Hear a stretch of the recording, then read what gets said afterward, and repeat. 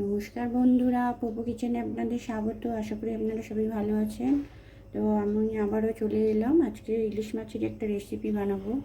যদি মনে করে থাকেন যে সরষে ইলিশ খেয়ে খেয়ে বোর হয়ে গেছেন, তাহলে এই রেসিপিটা আপনারা বানিয়ে খেতে পারেন। একটু অন্যরকম রেসিপি।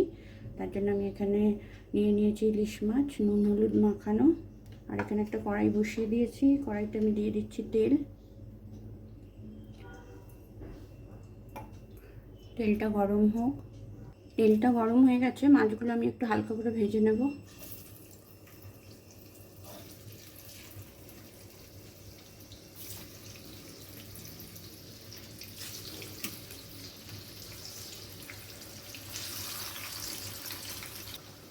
মাছগুলো আমি এক পিঠ উল্টে দিচ্ছি।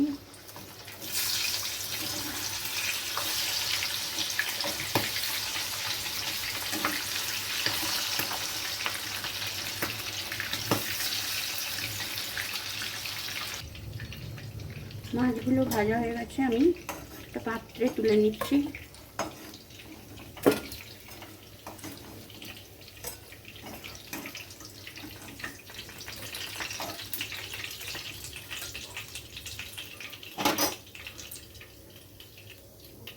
এবার এই তেলের মধ্যে আমি দিয়ে দিচ্ছি সামান্য একটু চিনি,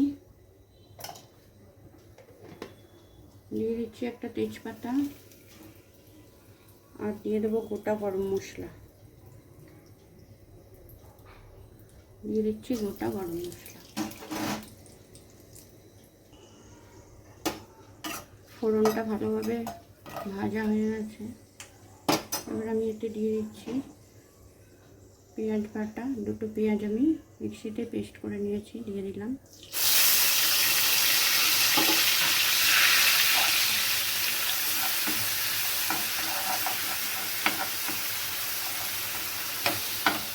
পেঁয়াজটা হালকা ভাজা ভাজা হলে এটা আমি দিয়ে দেবো আদা রসুন বাটা।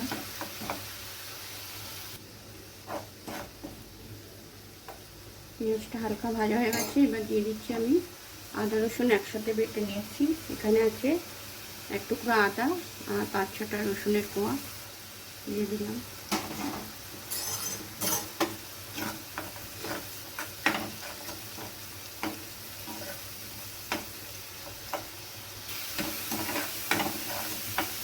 মশলাটা হালকা ভাজা হয়ে গেছে, এবার আমি দিয়ে দেবো টমেটো বাটা। এখানে একটা টমেটো নিয়েছি, টমেটোটা দিয়ে দিচ্ছি।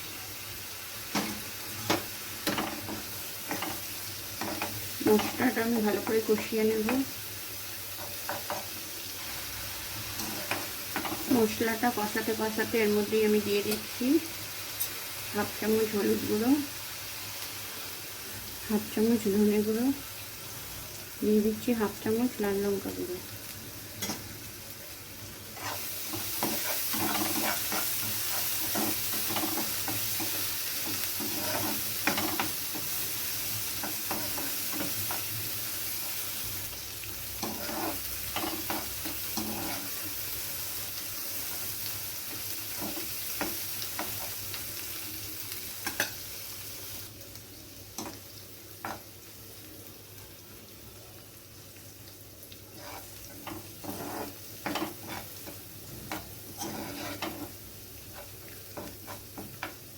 মশলা থেকে তেল ছেড়ে গেছে, খুব ভালোভাবে কষানো হয়ে গেছে মশলাটা। এবার আমি দিয়ে দিচ্ছি এতে এই মশলা ধোয়া জল 1 কাপ মতো।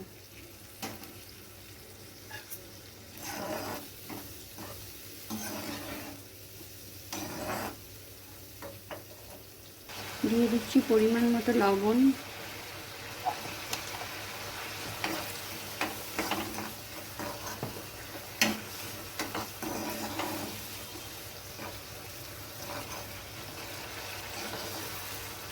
গ্রেভিটা ফুটে গেছে, এবার আমি এতে দিয়ে দেবো অল্প একটু গরম মশলা গুঁড়ো, একদম সামান্য।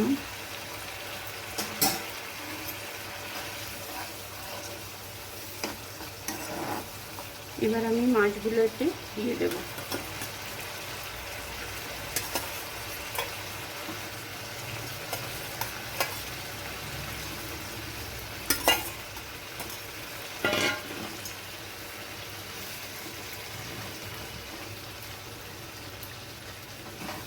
মাছগুলো একটু উল্টে পাল্টে দেবো।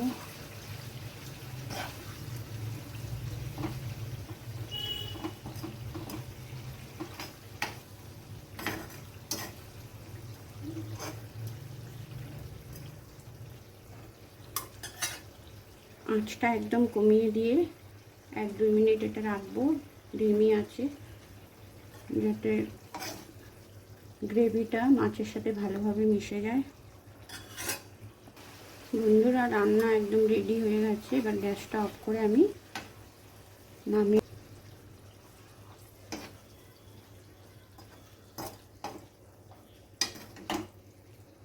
তৈরি হয়ে গেল ইলিশ মাছের কালিয়া বলুন চাই ঝাল বলুন। স্বাদ বদল করতে আপনারা এইভাবে একবার বানিয়ে খাবেন। গরম ভাতের সঙ্গে খেতে কিন্তু দারুণ লাগে। গ্যাসটা অফ করে দিলাম।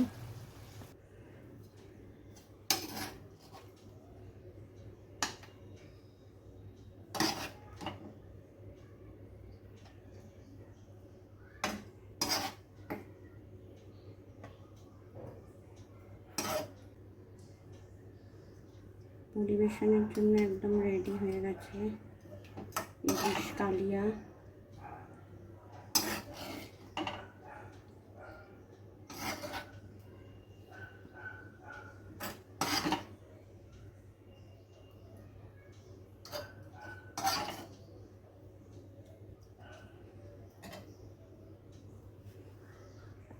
তো বন্ধুরা, গরম ভাতের সঙ্গে পরিবেশনের জন্য একদম রেডি ইলিশ কালিয়া। রান্নাটা কেমন লাগলো আপনাদের অবশ্যই জানাবেন। আর আমার রান্না যদি আপনাদের ভালো লেগে থাকে তাহলে চ্যানেলটা সাবস্ক্রাইব করে একটা লাইক করবেন প্লিজ। তো আজকের মতো টাটা, আবার দেখা হবে অন্য কোনো রেসিপি নিয়ে। আপনারা ভালো থাকবেন।